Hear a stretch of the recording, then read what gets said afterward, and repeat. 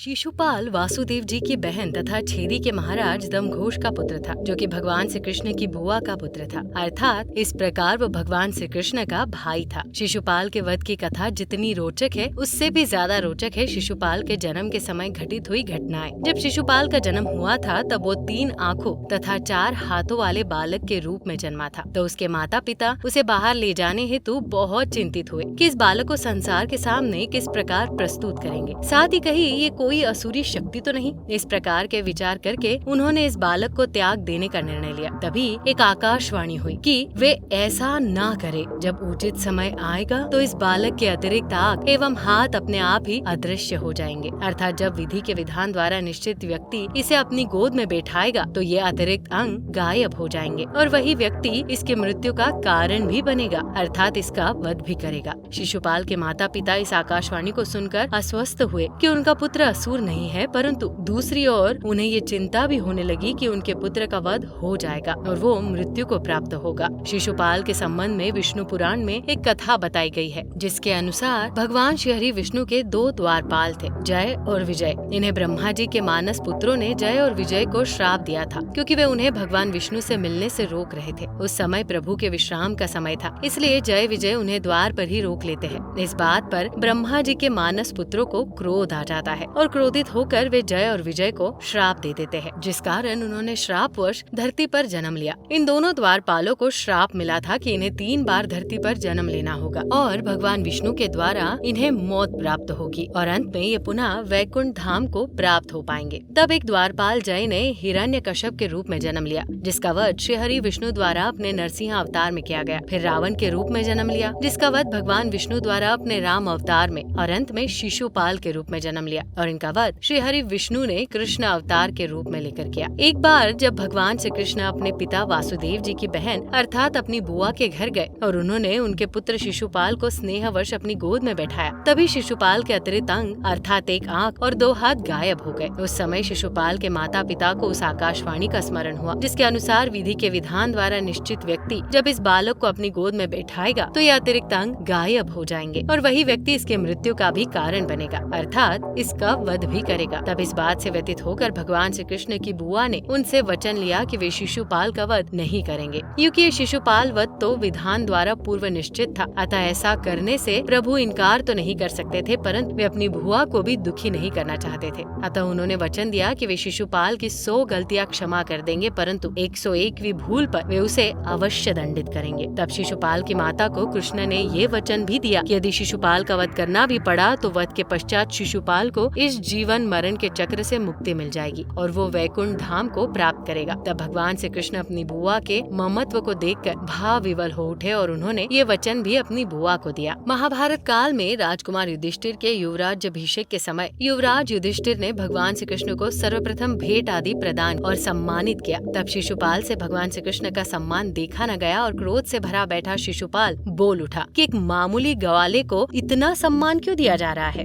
जबकि यहाँ अन्य सम्माननीय जन उपस्थित है। और शिशुपाल ने भगवान श्री कृष्ण को अपमानित करना प्रारंभ कर दिया। शिशुपाल भगवान श्री कृष्ण को अपशब्द कहे जा रहे थे, उनका अपमान किए जा रहे थे, परंतु भगवान श्री कृष्ण उनकी बुआ एवं शिशुपाल की माता को दिए वचन के कारण बंधे थे। अतः वे अपमान सह रहे थे और जैसे ही शिशुपाल ने 100 अपशब्द पूर्ण किए और 101वां अपशब्द कहा, भगवान श्री कृष्ण ने अपने सुदर्शन चक्र का आह्वान किया और इससे शिशुपाल का वध कर दिया। इस प्रकार भगवान श्री कृष्ण ने शिशुपाल का वध किया। तो दर्शकों, कैसी लगी आपको ये जानकारी, हमें कमेंट कर जरूर बताएं। साथ ही यदि ये वीडियो आपको पसंद आई हो तो वीडियो को लाइक कर चैनल को सब्सक्राइब जरूर कर दें। वीडियो में अंत तक बने रहने के लिए आपका धन्यवाद।